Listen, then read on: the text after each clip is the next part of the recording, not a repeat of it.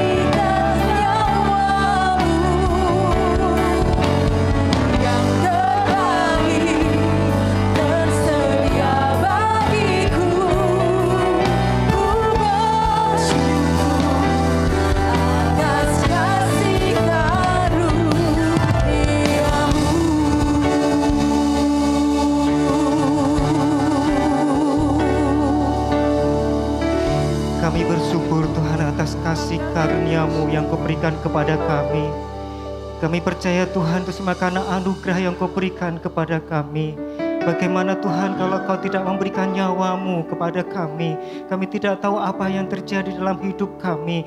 Hanya hidup yang sia-sia Tuhan. Kami bersyukur atas anugerah yang sudah Kau berikan kepada kami, sehingga kami boleh berada di hadirat-Mu, boleh mengenal Yesus sebagai Tuhan dan Juru Selamat, sehingga kami berguna di mata-Mu Tuhan. Kami bersyukur atas semuanya kasih itu kepada kami. Oleh sebab itu Tuhan, saat pagi hari ini kami tetap rindu untuk tetap memuliakan dan mengagungkan Engkau sebagai Tuhan dan Raja kami, sebagai orang yang sesembahan kami Tuhan. Kami tetap menyembah Engkau sebagai Tuhan dan Juru Selamat kami. Biarlah Tuhan hidup kami hanya menghamba kepada-Mu saja Tuhan. Pagi hari ini Tuhan berfirman-Lah kepada kami, supaya kami Tuhan, firman-Mu itu menjadi kekuatan bagi kami untuk mengiring kepada-Mu Tuhan. Kami percaya urapan Allah terjadi pagi hari ini melawat kami semuanya, bahkan memakai hamba-Mu untuk menyampaikan firman Allah, sehingga Tuhan firman itu menjadi kekuatan bagi kami semuanya. Di dalam nama Yesus kami sambut firman-Mu. Haleluya. Amin. Puji Tuhan. Silakan duduk. Tuhan Yesus baik buat kita semua. Amin. Yesus telah mati ketika Bapak, Ibu, Saudara dan saya masih berdosa. Sehingga benar nyanyian terakhir, saudara-saudara, apa arti hidup ini kalau Tuhan Yesus tidak menyerahkan nyawanya buat kita semua. Puji Tuhan. Hari-hari jelang Paskah, saudara-saudara, kita akan belajar tentang Yesus yang disengsarakan buat kita semua. Puji Tuhan. Bapak, Ibu, Saudara, saya memberi judul firman Tuhan pagi ini, Masakah aku Tuhan? Masakah aku Tuhan? Mari kita membaca Injil Matius pasal 26 ayat 21 sampai ayat 25. Kalau saudara, Bapak, Ibu ada yang akan baptis di 7 April, saya berharap lebih sungguh-sungguh dengarkan firman Tuhan pagi ini. Tapi juga semua kita mesti bersungguh-sungguh karena Dia ada di tengah-tengah kita. Matius 26 ayat yang ke-21 sampai ayat 25. Kalau Bapak, Ibu, Saudara sudah mendapatkan ayat itu di Alkitab, Bapak, Ibu, Saudara masing-masing bisa katakan amin. Ya, kalau begitu saya membacanya demikian. Dan ketika mereka sedang makan, Ia berkata, Aku berkata kepadamu, sesungguhnya seorang di antara kamu akan menyerahkan aku. Dan dengan hati yang sangat sedih berkatalah mereka seorang demi seorang kepada Yesus, bukan aku ya Tuhan. Ia menjawab, Dia yang bersama-sama dengan aku mencelupkan tangannya ke dalam pinggan ini. Dialah yang akan menyerahkan aku. Anak manusia memang akan pergi sesuai yang ada tertulis tentang Dia. Akan tetapi celakalah orang yang olehnya anak manusia itu diserahkan. Adalah lebih baik bagi orang itu sekiranya ia tidak dilahirkan. Yudas yang hendak menyerahkan Dia itu menjawab katanya, bukan aku ya Rabi. Kata Yesus kepadanya, engkau telah mengatakannya. Ya, Bapak, Ibu, Saudara yang dikasihi Tuhan, ada satu peristiwa yang sangat memilukan hati. Ada satu peristiwa jelang Yesus disengsarakan, mati di kayu salib sebagai korban penebusan. Saudara-saudara, sesuai dengan kitab suci, di malam terakhir, inilah yang Yesus lakukan bersama murid-murid, makan bersama. Ada yang berkata sedang foto bersama terakhir kali di meja perjamuan itu. Tetapi Bapak, Ibu, Saudara yang dikasihi Tuhan, pada saat-saat yang hening, yang menyedihkan itu, saudara-saudara, Yesus berkata, seorang di antara kamu. Maksud salah sih Tuhan. Masa si Tuhan itu nggak akurat?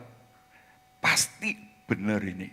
Saudara-saudara, dia berkata seorang di antaramu akan menyerahkan aku. Nah, Bapak Ibu Saudara, reaksi dari murid-murid tanpa kecuali bukan cuma Yudas Iskariot. Tanpa kecuali semua mereka berkata, bertanya seorang dengan yang lain kepada Yesus, saudara-saudara, dengan sangat sedih. Mereka satu persatu bertanya, bukan aku ya Tuhan. Terjemahan bahasa lain sebenarnya lebih pas menurut saya. Sebab terjemahan itu berkata, masakah aku ya Tuhan? Mungkinkah aku ya Tuhan? Itu satu persatu saudara-saudara. Nah, saudara-saudara, partikel atau unsur kata mungkinkah atau dalam hal ini masakah, saudara-saudara, lebih menunjuk kepada kata yang mengharapkan jawaban tidak. Seolah-olah mereka bertanya, masakah aku ya Tuhan? Nggak mungkinlah, sekian lama engkau mengajar, ini guru di atas guru.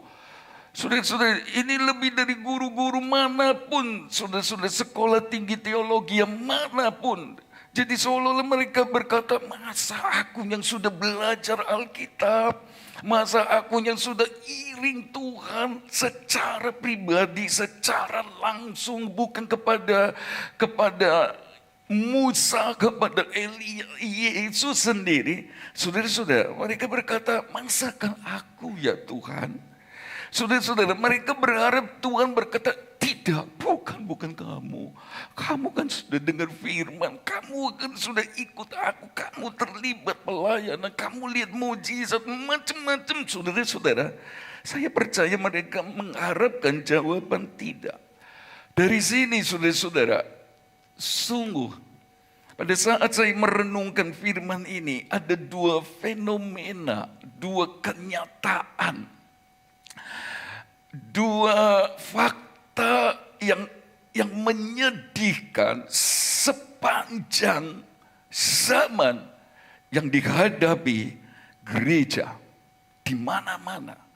Saudara-saudara, dengan bertanya kepada Yesus, Allah yang 100% itu, memang waktu itu dia manusia 100%, tapi dia juga Allah 100%. Dialah Elohim, bolak-balik saya berkata dari kata Eloah dan Im menunjuk kepada Allah yang jamak tapi satu kesatuan. Saudara-saudara, Allah yang menciptakan langit dan bumi bersama Roh Kudus dan Bapa, Allah yang hidup, Allah yang Maha Tahu. Saudara-saudara, ini murid-murid termasuk Yudas berani berkata, mungkinkah aku ya Tuhan? Masakah aku ya Tuhan? Saudara-saudara, dia lupa, dia sedang berdiri, sedang bertanya, sedang berkata kepada siapa? Dia bertanya kepada Allah yang Maha Tahu. Tapi saudara-saudara, itulah yang membuat saya berpikir ada sedikitnya dua fenomena yang menyedihkan dalam gereja Tuhan sepanjang masa. Yang pertama saudara-saudara, adanya orang-orang percaya. Orang-orang yang disebut pengikut Kristus. Orang-orang yang beribadah di gereja, orang-orang yang aktif persekutuan, orang-orang yang terlibat pelayanan. Saudara-saudara, pelayan-pelayan Tuhan yang on fire lah, kira-kira begitu, saudara-saudara. Ada orang-orang yang bahkan merasa dia suka di hadirat Tuhan, kan di hadapan Yesus. Saudara-saudara, orang yang tidak jauh dari Tuhan dan orang-orang sana berkata, saya deket deh sama Tuhan. Saudara-saudara, tapi seperti Yudas Iskariot, hidup dalam kepura-puraan, hidup dalam kemunafikan, bahkan hidup dalam kejahatan, hidup dalam dosa tanpa merasa berdosa. Ini fenomena yang terjadi bahkan sepanjang zaman. Paling tidak boleh saya sebut dari zaman Yudas Iskariot. Masih berani bertanya, mungkinkah aku ya Tuhan? Dia sedang berharap Tuhan berkata, bukan Yudas, bukan engkau Petrus, bukan engkau Bartolomei, bukan. Itulah yang diharapkan dari pertanyaan mereka satu persatu. Dan saudara-saudara, inilah yang menyedihkan. Seperti Yudas, pengikut Kristus, pelayan Tuhan. Senang ada di hadirat Tuhan, di hadapan Tuhan loh dia. Saudara-saudara, tapi dia hidup dalam dosa. Tanpa merasa berdosa. Merasa hidup dalam terang, saudara-saudara. Oh, perkataannya rohani sekali, Bapak Ibu Saudara. Selalu berkata shalom, haleluya, puji Tuhan, Tuhan memberkati. Saudara-saudara, itulah Yudas. Dan ini kenyataan sepanjang masa. Dan saya bersyukur adanya gereja di mana firman Tuhan yang benar disampaikan. Supaya janganlah roh ini menguasai saya, Bapak Ibu Saudara, semua. Saudara-saudara, lihatlah, mereka sama sekali, khususnya Yudas Iskariot ini, tidak menjaga hatinya, enggak jaga. Dia tidak jaga pikirannya, saudara-saudara, dia tidak jaga telinganya, dia tidak jaga mulutnya. Harusnya dia merasa ya. Sebab ayat-ayat sebelumnya menurut Injil Matius ini, sebab agak beda dengan Injil Lukas dan Yohanes, saudara-saudara. Sebelum Yesus bertanya, Yudas sudah pergi kepada kepala-kepala imam atau imam-imam kepala dan kepala-kepala bait Allah sudah datang. Jadi kalau dia masih berani berkata, mungkinkah aku ya Tuhan? Aduh, menyedihkan sekali. Saudara-saudara, dia tidak jaga mulutnya. Dan kalau sekarang di zaman modern, dia tidak jaga tangannya. Ada di hadirat Tuhan, pengikut Kristus, saudara-saudara, melayani Tuhan. Tapi inilah fakta yang sebenarnya terjadi. Saudara-saudara, dan kita tahu bersama bahwa Yudas Iskariot berkhianat. Dia menjual Yesus. Dia sedang mempermalukan, dia sedang merendahkan dan menjadikan Yesus tontonan di depan banyak orang hanya karena 30 keping perak. Saudara-saudara, dia jual informasi, dia jual omongan, saudara-saudara, dia jual apa lagi? Ya berita, dia kasih tahu caranya. Tua-tua, beberapa waktu akan datang, Yesus akan bertuah. Di Getsemani, tangkap. Barangkali imam-imam kepala bertanya-tanya, sudah bagaimana cara tangkap Yesus, hukum mati dia. Bisa jadi dikasih tahu caranya. Pokoknya yang tak cium pipinya, itulah dia, tangkap. Ya tapi alasan apa tangkap dia? Saudara-saudara, selama ini kan Yudas bersama Yesus. Pernah dengar saudara-saudara Yesus berkata, rombak bait Allah yang 46 tahun lamanya ini. Aku akan membangunnya dalam 3 hari. Saudara-saudara, lalu mereka berkata, cari 2 orang. Ungkit masalah dulu itu loh. Ya, setan memang suka ungkit, saudara-saudara. Dan kalau Bapak Ibu Saudara membaca dalam Lukas 22 ayat 3, memang iblis berbisik kepada Yudas saat kemudian dia menemui tua-tua itu. Saudara-saudara, dia kasih tahu, ungkit dulu. Dia pernah berkata rombak bait Allah. Walaupun arti sebenarnya bukan rumah Allah secara fisik. Jadi saudara-saudara lihat dia juli, entah apapun maksudnya. Barangkali dia kepingin supaya kalau Yesus ditangkap, dia berontak untuk menunjukkan bahwa dia memang raja dunia ini, saudara-saudara. Tapi lihatlah, dia sedang mematikan Yesus.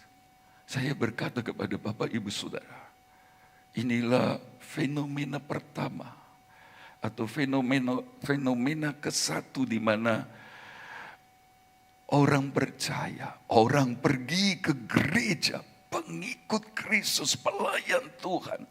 Saudara-saudara, hidup dalam dosa tanpa merasa dosa. Dia berdosa dengan perkataannya, Yudas. Saudara-saudara, dia jual Yesus. Dia berdosa dengan pikirannya, cari cara kapan waktu tepat. Dia cuma pikir-pikir bagaimana caranya. Hatinya saudara-saudara jahat sekali dan seterusnya. Tapi merasa hidup dalam terang. Dia masih bisa puji-puji Tuhan. Dia masih bisa melihat mujizat terjadi. Dia masih bisa mengumpulkan 5 roti, 2 ekor ikan yang sisa, saudara-saudara. Atau paling tidak ada 12 bakul roti yang dia kumpulin. Dia masih ikut, dia masih saudara-saudara melayani seperti yang sudah-sudah. Tapi inilah kenyataannya. Paskal 2023 menjadi cerminan buat saya dan kita semua. Supaya jangan sampai fenomena ini sudah berkelanjutan. Paling tidak, tengah-tengah jemaat GBDI Jajak. Bisa berkata amin. Saudara-saudara, walau tidak semua pengikut Kristus di akhir zaman yang seperti ini, tapi itulah yang kita harus akui, kenyataan yang ada. Yudas dengar bisikan iblis.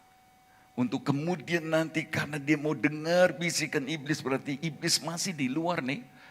Tapi Yohanes 13 ayat 27, iblis merasuk, iblis masuk, saudara-saudara. Bermula dari dia biarkan bisik-bisik-bisik, saudara-saudara. Lalu dia masuk dan menguasai Yudas. Saya berharap jemaat GBD Jajak, para pelayan Tuhan, para hamba Tuhan, GBD Jajak dan kita yang ada, jangan mau dibisiki apalagi dipakai oleh iblis. Bisa berkata amin? Masakah aku ya Tuhan? Dia sedang lempar batu sembunyi kepala sebenarnya.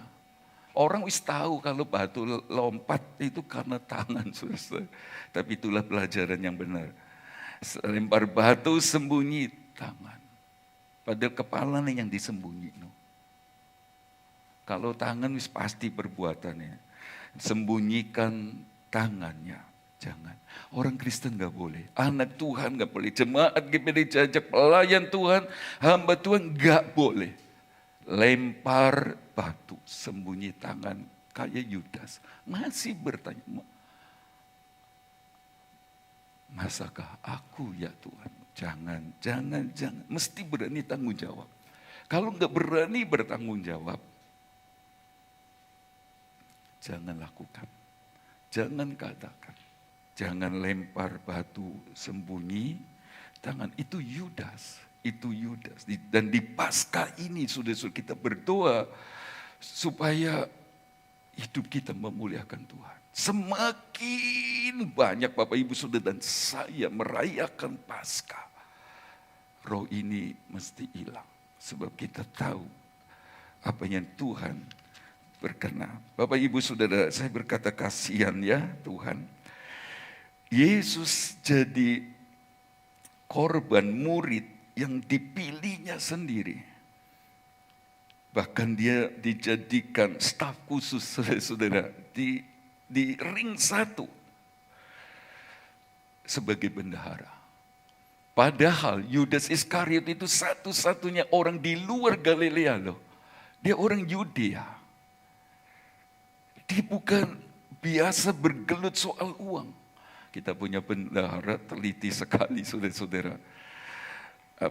Tanggung jawab sekali. Nah, Yudas ini saudara-saudara, aduh repot saudara-saudara. Dia memang bukan dari latar belakang sekolah tinggi administrasi negara, akuntansi negara, STAN, sudah bukan. Harusnya Lewi atau Matius lah yang jadi bendahara. Sebab dia akan cermat sekali. Tapi sebenarnya harusnya Yudas memandangnya sebagai kasih karunia. Saya bukan dari Galilea, tapi dari Yudea. Tuhan pilih saya satu-satunya, istimewa sekali. Karena saya percaya saudara-saudara, dalam bahasa sekarang, Yesus pilih Yudas Iskariot dari Yudea. Berharap ini orang akan menjadi pelayan yang setia, akan menjadi hamba Tuhan yang baik dan lain sebagainya. Asalnya saja dari Yudea, artinya puji-pujian. Puji Tuhan, senang menyembah Tuhan. Senang menyembah Tuhan, senang berlutut. Hebat deh, on fire sekali sudah. Diharapkan orang-orang yang seperti ini, saudara-saudara, loyal sama pemimpinnya, Yesus. Pemimpinnya dijual. Kalau dengar ini, baca ini, saya terhibur, saudara-saudara. Tuhan Yesus kurang apa? Masih dijual. Masih diperlakukan seperti. Tapi sudah lihatlah, orang yang senang memuji. Saya berharap kepada semua jemaat, khususnya pelayan-pelayan Tuhan, mesti bisa dipercaya. Bisa berkata amin? Dari Yudea, dari orang yang senang memuji Tuhan, dia berharap Yudas bisa diandalkan. Meleset. Apakah Tuhan salah? Tidak. Dari kesempatan akan datang kita belajar bahwa Tuhan tahu. Saudara-saudara yang Tuhan kasih. Jadi lihatlah. Meleset, kasihan. Saya akan pesan sama anak-anak yang akan baptis air. Saya pesan, tolong bantu bantu Sebab mereka enggak pernah dipaksa untuk baptis air. Saya pun ngomong, jangan pengaruhi orang lain sehingga ikut baptis ikut-ikutan. Tapi juga jangan mau dipengaruhi orang sehingga kamu rubah keputusanmu melakukan kehendak Tuhan. Tapi tolong bantu. Bantu dalam arti apa? Ya seperti Yudas ini sudah dipilih dari orang yang menyembah Tuhan, memuji Tuhan. Meleset. Orang berkata, Yesus kok salah pilih orang. Pendeta kok baptis orang seenaknya. Saya tidak kejar target berapa jumlah menurut jumlah jemaat menurut Berapa orang dibaptis di tempat ini? Tidak kejar itu. Tapi jangan orang berkata, ya remaja-remaja yang akan dibaptis, saudara-saudara, pendeta salah baptis orang. Biarlah keluar dari baptisan air bukan sekedar tadi kering sekarang basah, tapi benar-benar inilah anakku yang kukasihi, kepadanya lah aku berkenan. Tolong dengar ini.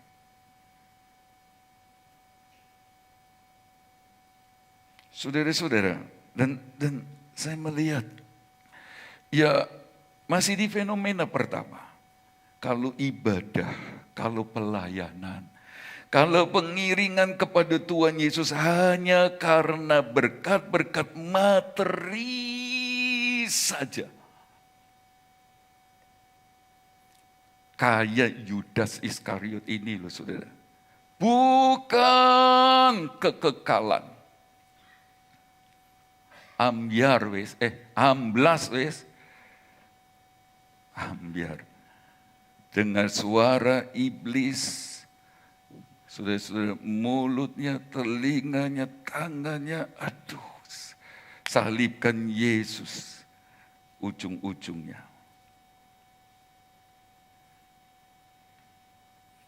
Dari mana tahu Kristen yang motivasinya ke gereja, pengiringannya, dasar imannya bukan kekekalan. Iso gelut soal yang sepele, soal rugi sedikit, soal apa lagi saudara-saudara, sebutlah. Cek bela nih nemen saudara-saudara. Saya pikir lebih baik mengalah bahkan dalam bisnis sekalipun. Jangan sampai terkesan dunia, harta, uang, kekayaan, segala-galanya. Jangan. Itu fenomena pertama. Saudara-saudara, biarlah jemaat GBDI jajak pengikut Kristus, pelayan-pelayan Tuhan, pergi beribadah karena cuma satu. Saya mau melakukan kehendak Tuhan, sebagai tanda saya cinta Tuhan yang telah mati untuk keselamatan kita. Jemaat setuju katakan amin. Nggak setuju ya wis saya lanjut yang kedua. Saudara-saudara, mari kita melihat yang kedua, fenomena kedua akhir zaman. Ya, sepanjang zaman di dalam gereja dan ini sangat menyedihkan saudara-saudara sehubungan dengan Paskah. Orang tidak mau ke gereja. Tapi jangan dulu. Kenapa? Dalam Yohanes 3, mari kita lihat Yohanes 3 ayat 19. Ini fenomena juga, saudara-saudara. Tapi lihat dulu, jangan. Ya, Yohanes 3 ayat 19 berkata begini, dan inilah hukuman itu. Terjemahan bahasa lain berkata, dan inilah penghakiman itu. Dan inilah pengadilan itu. Sekali lagi, inilah pengadilan itu, inilah penghakiman itu. Apanya dimaksud? Terang telah datang ke dalam dunia, Yesus. Tetapi manusia lebih menyukai kegelapan daripada terang. Sebab perbuatan-perbuatan mereka jahat. Sebab barang siapa berbuat jahat membenci terang dan tidak datang kepada terang itu, supaya perbuatan-perbuatannya yang jahat itu tidak nampak. Siapakah terang itu? Yesus. Percayakah bahwa terang itu, Yesus itu ada di tengah-tengah ibadah pagi ini? 2-3 orang berkumpul atas namaku, aku ada di tengah-tengah mereka. Terang itu ada. Tapi Bapak Ibu Saudara, mari kita pelan dengan ayat-ayat ini. Bagi saya, ayat-ayat ini lebih, dibanding dengan fenomena pertama yang saya pikir lebih mengerikan. Dan kalau boleh Tuhan, jangan terjadi di tempat ini. Orang yang kelihatannya pengikut Kristus, saudara-saudara, orang yang hidup sepertinya dalam pujian penyembahan, Yudas Iskariot ternyata lakukan yang keji kepada pemimpinnya, dalam hal ini Yesus, tanpa merasa bersalah. Ini bahaya. Ini bahaya. Dia kan bertanya, mungkinkah aku? Dia berharap tidak. Sebetulnya enggak merasa. Itulah sebabnya saya berkata, dijauhkan Tuhan dari GPDJ. Kita rajin beribadah seperti Bapak Ibu Saudara. Dan saya sangat bersyukur dan menghargai Bapak Ibu Saudara. Karena kita mau dibentuk dari hari ke hari hingga serupa dengan wajah. Tapi ini lebih berat kalau tidak punya ending. Saya mau seperti Yesus dibanding yang kedua. Yang kedua ini saudara-saudara, orang ini memang gak mau datang kepada terang. Orang ini gak mau datang ke gereja, sebab di dalam gereja juga ada terang. Ini memang bicara tentang orang di luar Tuhan, gak mau datang sama Tuhan karena hidup dalam dosa. Tapi salah juga. Ini bicara orang-orang tidak mau masuk ke dalam gereja. Sebab ngerti di dalam gereja ada terang. Namanya Yesus, ada terang. Itulah firman Tuhan. Dia takut saudara-saudara perbuatan-perbuatan yang jahat itu, yang hidup dalam dosa diterangi sehingga kelihatan. Dan saya mau berkata dengan kata-kata penghiburan. Sebab ini kan juga ada di YouTube. Kepada yang tinggal di rumah dan tidak mau ke gereja. Inilah kata-kata penghibur. Kalau alasannya Yohanes 3 ayat 19, saya kotor, saya orang berdosa, ada penghiburan dari saya. Bagus. Puji Tuhan. Saudara muak dengan hidup dalam dosa, menjijikkan. Bagus. Ya untuk apa saya pergi ke gereja, hidupku gak benar. Mulutku juga gak benar. Perbuatan tanganku gak benar. Aku di rumah, saya bilang. Pak.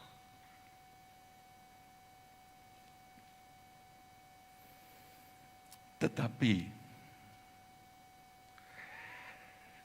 kalau tidak datang kepada terang itu, tidak datang kepada Yesus apapun alasannya.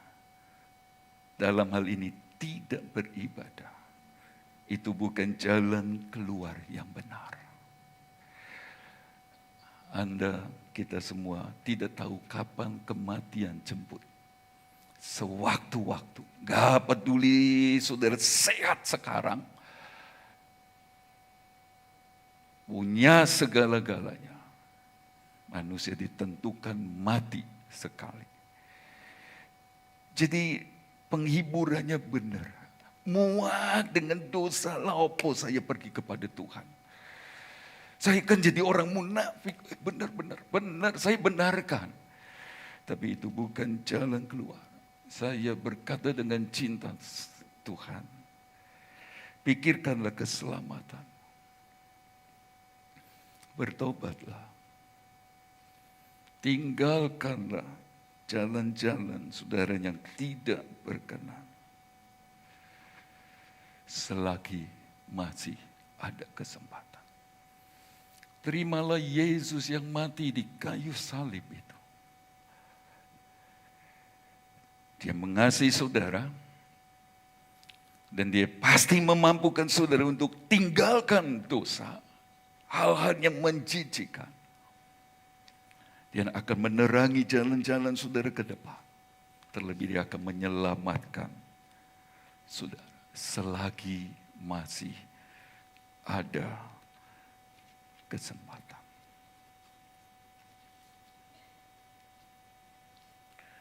Jadi saudara-saudara, kalau orang tidak pergi ke gereja atau kepada Tuhan yang adalah terang saudara-saudara di gereja, itu sudah pengadilan. Seperti merasa, aduh saya nggak layak. Tapi siapa di antara kita yang benar? Tidak ada. Kita butuh Yesus yang mati di salib mengampuni dosa. Bukan orang sehat cari dokter, tapi orang sakit cari dokter. Orang berdosa cari Yesus. Amin. Datang sama Tuhan. Sebab sudah memang gereja jadi pengadilan dalam petik.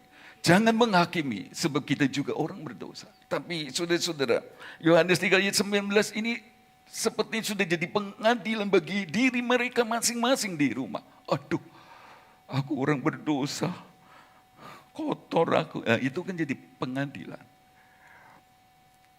Saya percaya bukan karena hamba Tuhan, enggak selalu. Bukan karena khotbah enggak enak, enggak menarik, apalagi panjang sekali. Ada satu gereja khotbah juga tenang-tenang aja saudara-saudara.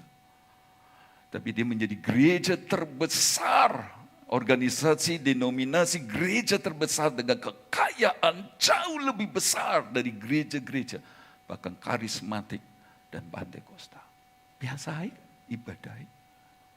Biasa, tenang. Bukan masalah khotbah bagi saya. Apalagi, saudara-saudara, kalau ada hamba-hamba Tuhan sedang dengarkan khotbah ini, ada penghiburan. Bukan karena khotbah bapak-bapak, ibu-ibu jelek. Tidak menarik. Khotbah saya membosankan, panjang dan bukan. Kalau mau jujur, Yohanes 3 ayat 19 berkata, karena memang sudah jadi pengadilan bagi diri sendiri. Aku orang berdosa. Jadi saudara-saudara, walaupun ada orang tidak pergi ke gereja karena sakit, karena ada keperluan keluar kota. Tapi kalau benar-benar tidak mau datang, sorry saya mesti ngomong ini, hidup dalam dosa. Bukankah Mazmur 1 ayat 5, bahwa orang fasik tidak tahan dalam perkumpulan orang benar. Jadi kalau Bapak Ibu Saudara merasa dan saya merasa orang berdosa, justru pergi kepada terang itu, kepada Yesus yang mati di salib. Dosa kita dihapuskan dan kita jalan di jalan-jalannya. Bisa berkata amin? Gampang saudara-saudara. Gampang.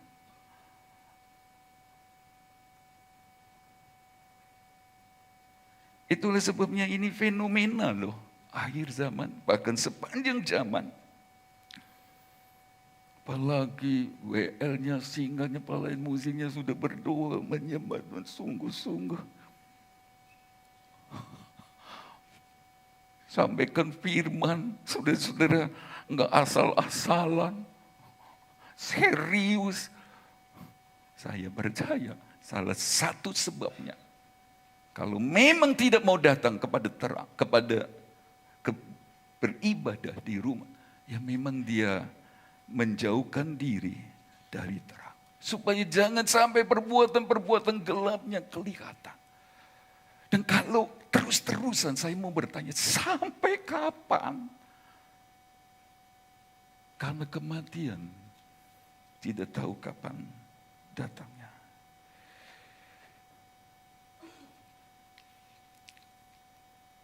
Jadi Tuhan menjauhkan gereja ini dan kita semua dari fenomena satu, fenomena dua. Tapi kembali gereja, eklesia, dipanggil Tuhan dari gelap kepada terangnya yang ajaib. Katakan amin. Jadi Bapak Ibu Saudara dan saya adalah kumpulan orang-orang yang sudah diselamatkan oleh korban Yesus di kayu salib. Untuk apa? Untuk membesarkan, mengagungkan, dan memuliakan Tuhan. Ada tugas loh ya. Kita ini eklesia. Saudara-saudara, dan ini indah sekali. Jadilah Kristen yang seperti yang sudah kita dengar dulu ya. Jangan jadi Kristen apa? Apa? Penonton. Tapi saya yakin kok pengerja. Jemaat GBDI Jajak bukan Kristen penonton. Buktinya, saudara-saudara mau retreat, terus semua terlibat mendukung dana. Ada yang nggak ikut mendukung loh saudara. Ada yang nggak masih dukung. Mereka bukan Kristen penonton. Mereka nggak pikir aku kok melok lah apa dukung. Apa nih tuku kaos sorry lah ya. Nggak ada ya. Malah beli dukung labane untuk retreat. Sudah dukung. Saya jadi ingat dalam Keluaran 36 ayat 1 sampai 7. Itu Kristen penonton. Saudara-saudara, Musa panggil Aholiab dan Besaliel untuk mendirikan bait suci. Saudara-saudara, lalu dia ngomong, orang-orang Israel yang sudah ditebus oleh darah anak domba dari Mesir. Hai jemaat GBD Jajak yang sudah diselamatkan oleh korban Yesus di kayu salib. Mari kita bangun bait suci, kata Musa. Alkitab berkata, saudara-saudara, mereka lu dari tempat-tempat pekerjaan. Bukan nganggur, saudara-saudara. Orang-orang sibuk. Sibuk apa nggak tahu juga saya, saudara-saudara, di padang gurun. Tapi mereka tinggalkan pekerjaan, pergi rame-rame dirikan bait suci. Nggak ada sing nonton. Kalau nonton, aduh nggak kelar-kelar, saudara-saudara. Salah, keliru, kok kayak gini, loh kok warnanya kok putih, mesti ini coklat, kok enggak ada. Mereka langsung kerjakan bersama-sama. Saudara-saudara, semua terlibat, itu hebatnya saudara-saudara. Nah itu ada di jemaat GBDI Jajak, bisa berkata amin. Sampai masuk semua sampai berlebih-lebih. Ini hebat. Musa berkata, stop, cukup. Cukup korbannya, cukup. Sampai di stop. Sebab mereka Kristen, bukan Kristen penonton. Kembali ke ayat-ayat pokok tadi. Sekarang, mendengar pernyataan Tuhan Yesus itu murid-murid bertanya-tanya. Waktu Yesus berkata, di antaramu akan adanya menyerahkan. Lalu mereka bertanya, bukan aku ya Tuhan, masakah aku? Mungkinkah aku Tuhan? Saudara-saudara, mereka mau bilang, mungkinkah aku berkhianat? Masakan aku nyakiti? Gak mungkin Tuhan. Ya murid-murid mungkin enggak, tapi kan Yudas Iskariot, saya cuma pikir ya, Yudas Iskariot ini pengikut Tuhan, dekat, senang dihadir. Nah ini loh saudara-saudara baru ingat. Kalau orang cuma senang nyembah Tuhan, senang memuji Tuhan. Saya nggak ngomong memuji menyembah Tuhan salah atau nggak penting. Saya ngomong ini penting. Sampai di sorga ada pujian penyembahan. Tapi kalau cuma tekankan kebenaran yang satu ini, lalu Bapak Ibu Saudara dan saya tidak pentingkan firman yang Tuhan taruh kekal di sorga. Ya kayak gini. Coba kalau dia ngerti firman Tuhan, Amsal 17 ayat 13 seperti jemaat GBDI Jajak apal. Siapa membalas kebaikan dengan kejahatan, kejahatan tidak akan menghindar dari lebih pintar daripada Yudas. Soalnya Yudas cuma memuji menyembah Tuhan, toh Yudia. Coba baca firman. Tulis sebabnya kepada anak-anak yang mau baptis air, baca Alkitab. Pok main game aja. Sebab bahaya saya ngomong. Bisa binasa bahkan kata Hosea. Umatku binasa karena tidak berpengetahuan, tidak mengenal Tuhan. Jadi kalau sampai Yudas juga bertanya, mungkinkah aku? Saya nggak tahu. Apakah dia punya kepribadian ganda ya? Mari jual Yesus, jual informasi, jual bagaimana. Saudara-saudara, ini loh pekerjaan di akhir zaman. Saudara buka makanan, sebab makan dan minum akhir zaman. Kawin dan usahanya hubungan sama butik, sama pernikahan, laris. bikin apalah saudara-saudara yang ada hubungannya. Sebab Alkitab ngomong akhir zaman orang kawin, mengawin. Oh pakaian manten, oh jasa apa itu? Entrepreneur itu apa? WO, IO, sudah itu laris. Itu laris. Ya, kok sampai ke sana?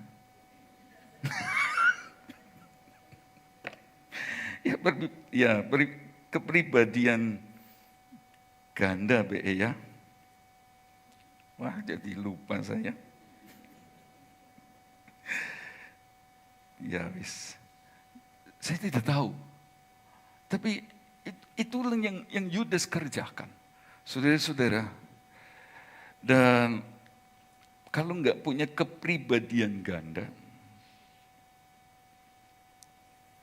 ya Yeremia 17 ayat 9 terjemahan lama berkata, adapun hati itu, terjemahan lama, penipulah adanya.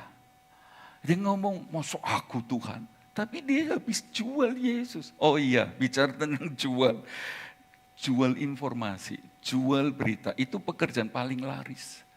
Ya, coba sudah tiap hari ada yang dijual di HP, lewat WA, kan jual saudara-saudara.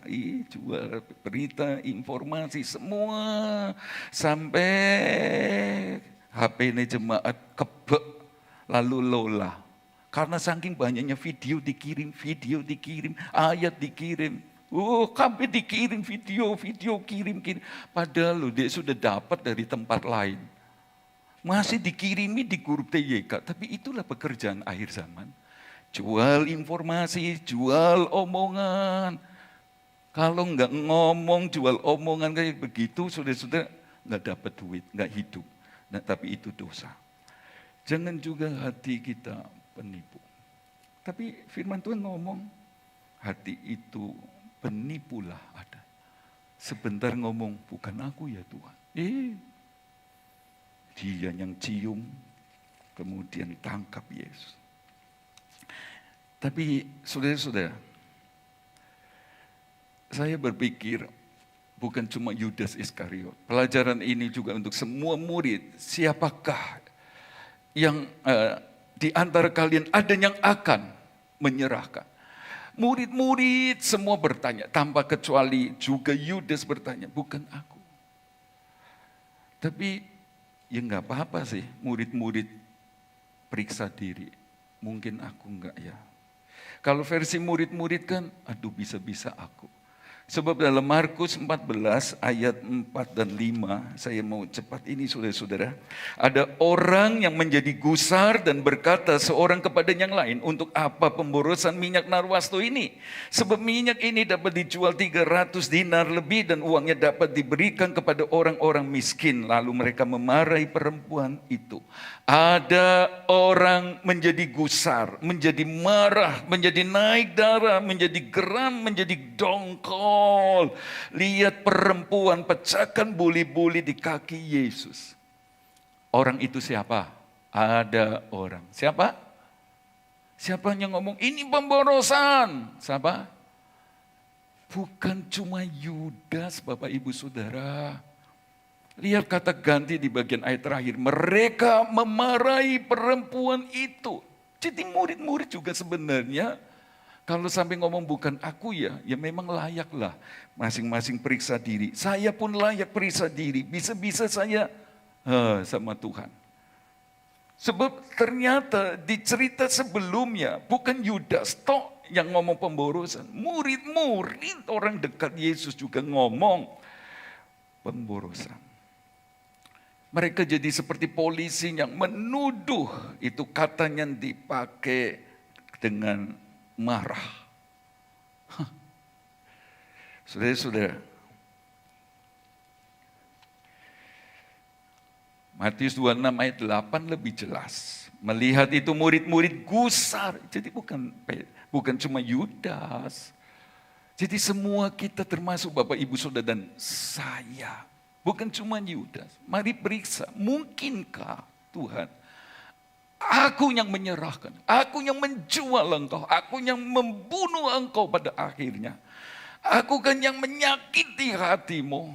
Mungkin bisa jadi lu ya, bisa jadi aku yang bikin malu namamu di depan orang. Bisa jadi. Karena ternyata bukan cuma Yudas. Waktu tegur keras perempuan yang pecahkan buli-buli.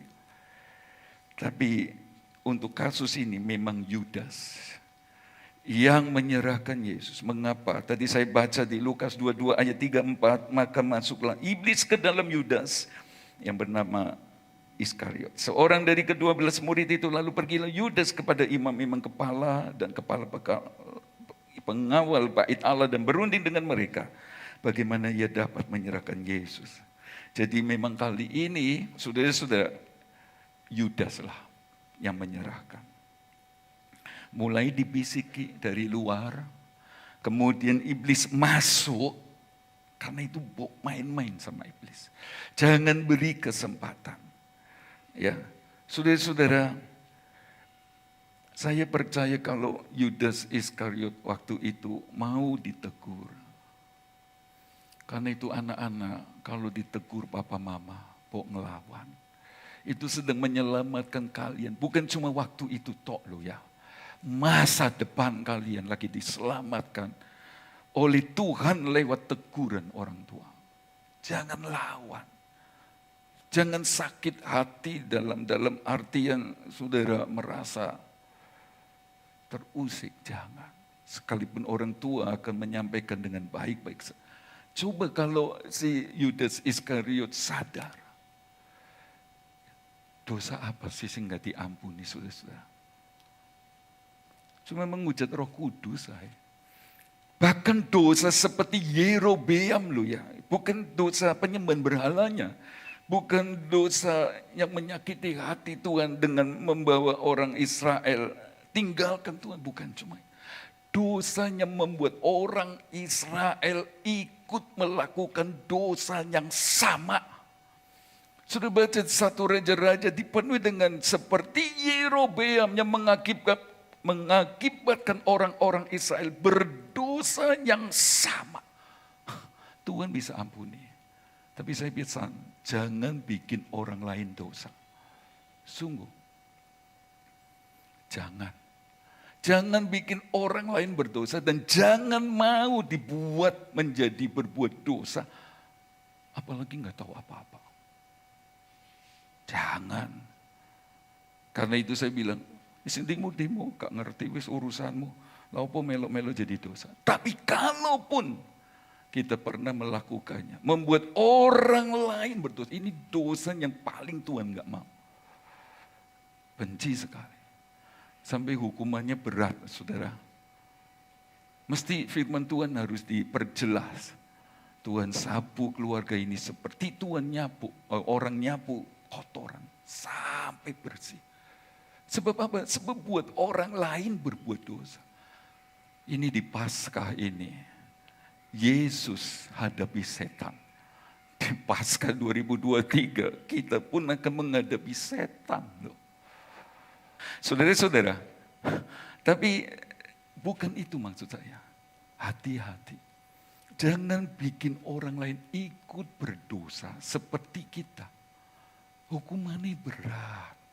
Saudara dan saya pun jangan mau ikut dipengaruhi untuk melakukan dosanya. Apalagi yang kita nggak tahu. Jangan. Kalau bikin status saya pesan. Jangan sampai orang yang membaca tahu-tahu nggak ngerti apa-apa ngepro saudara. Itu berarti saudara sedang membawa orang lain ikut dosa. Yerobeam. Orang Yudas berpikir ya, kalau dia tusuk pemimpinnya yang namanya Yesus, dia untung. Enggak. Bacalah saudara-saudara, saya takut bacanya. Mazmur 109, baca wis itu akibat Yudas. Saya enggak nakut-nakuti, tapi kalau enggak diberitahu, saudara dan saya bisa bahaya. Saya dikasih tahu ayat ini sudah jauh-jauh hari dulu, waktu remaja. Jadi saya lebih hati-hati, Roh Kudus tolong. Ya. Jadi mari kita balik bertanya saja. Jangan Mungkinkah saya Tuhan? Mungkinkah saya yang sudah terima kebaikan-kebaikan Tuhan, masa saya salibkan Engkau? Ternyata iya, lebih baik begini saudara. Masakah bukan saya orangnya yang sudah terima kebaikan Tuhan, lalu tidak disalibkan? Harusnya saya Tuhan. Tuhan akan ngomong, iya mesti ini kamu. Tapi nggak usah wis aku. Harusnya bertanya, masihkah aku Tuhan? Masakan aku Tuhan yang sudah terima segala-galanya, lalu merem terhadap pekerjaan Tuhan. Itu lebih baik. Itu lebih baik. Masakah aku orangnya Tuhan yang sudah terima segala-galanya, tapi aku nggak menurut firman. Oh benar saudara-saudara, Tuhan itu kaya nggak butuh duit, itu benar 100. Tapi saya mau kasih tahu, pekerjaan Tuhan butuh duit. Jadi terhadap setiap firman kita mesti jeli. Saudara-saudara, mana yang benar? Sekalipun mungkin menyampaikannya rodok kasar, tidak enak dengar. Tapi kalau itu benar, Owen bilang, why not? Kenapa tidak dilakukan? Akhirnya 1 Yohanes 1 ayat 9 berkata, jika kita mengaku dosa kita, maka Ia adalah setia dan adil. Bersama-sama kita membaca, sehingga Ia akan mengampuni segala dosa kita dan menyucikan kita dari segala kejahatan. Tuhan menolong kita. Mari kita bertobat. Supaya kalau kematian datang, kita selamat. Ada nyanyian berkata, ujilah aku Tuhan.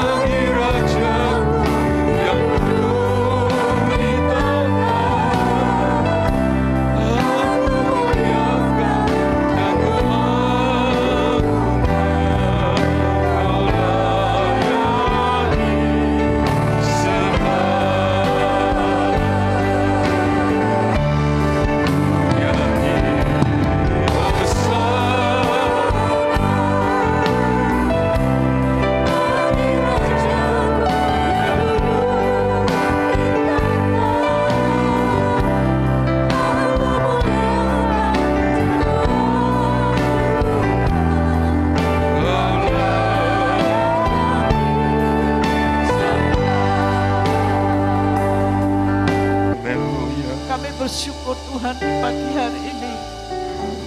Kalau kami boleh kembali mendengar firman-Mu, biarlah pagi hari ini Tuhan yang akan menyelidik batin hati kami masing-masing Tuhan.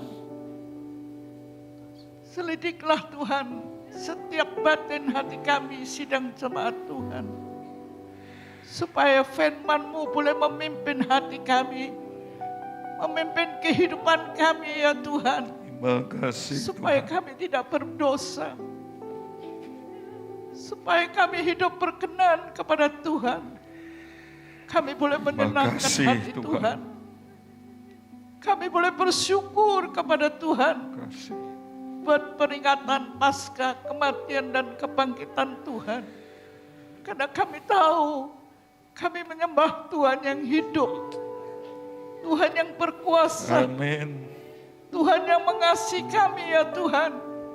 Sehingga kami beroleh selamat, kami beroleh pengampunan dosa. Amin, Tuhan.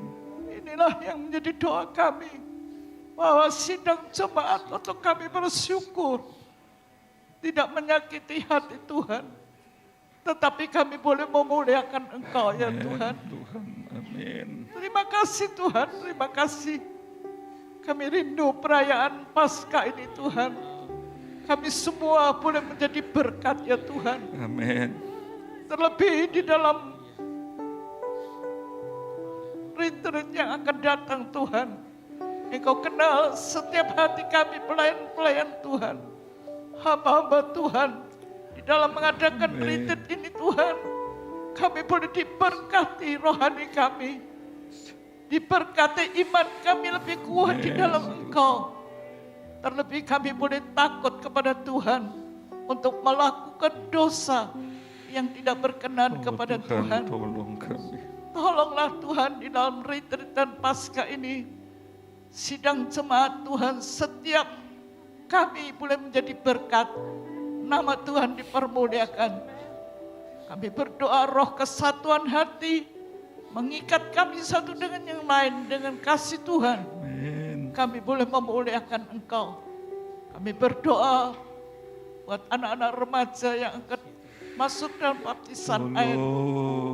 Tuhan, yang menjadi doa kami, biarlah remaja-remaja ini mereka benar-benar menyerahkan hidup mereka yang lama bersama Engkau dan bangkit hidup bersama Engkau dengan hidup yang baru, menjadi berkat buat pekerjaan Tuhan, buat keluarga, baik teman semuanya. Tuhan. Inilah yang menjadi doa kami. Pimpinlah Tuhan acara Paskah dan retreat ini. Semua kami boleh bersukacita di dalam Engkau.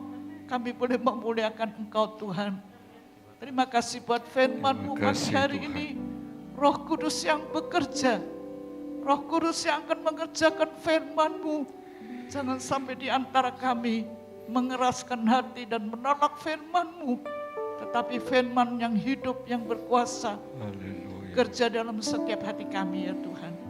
Terima kasih Tuhan, Engkau berkati kami semua pada pagi hari ini yang sudah datang kepada Tuhan. Karena Engkau tahu apa yang menjadi doa kami, kerinduan kami. Tuhan menolong dan Tuhan memberkati. Terima kasih Tuhan, di dalam nama Tuhan Yesus Kristus kami berdoa.